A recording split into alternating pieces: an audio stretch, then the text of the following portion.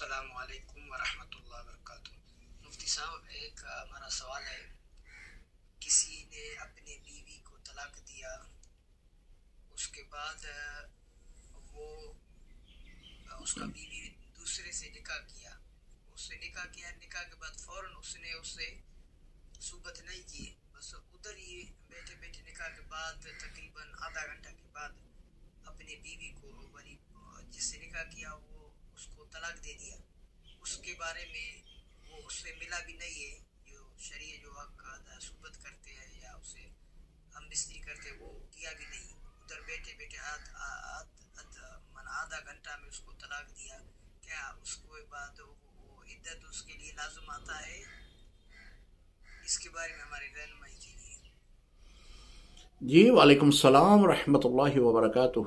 ایک آدمی نے طلاق دی تو دوسرے نے جو ہے اس سے نکاح کر لیا، پھر اس نے بھی وہی نکاح کے فوراً بعد طلاق دے دی، تو کیا اس کے اوپر عدت لازم ہے؟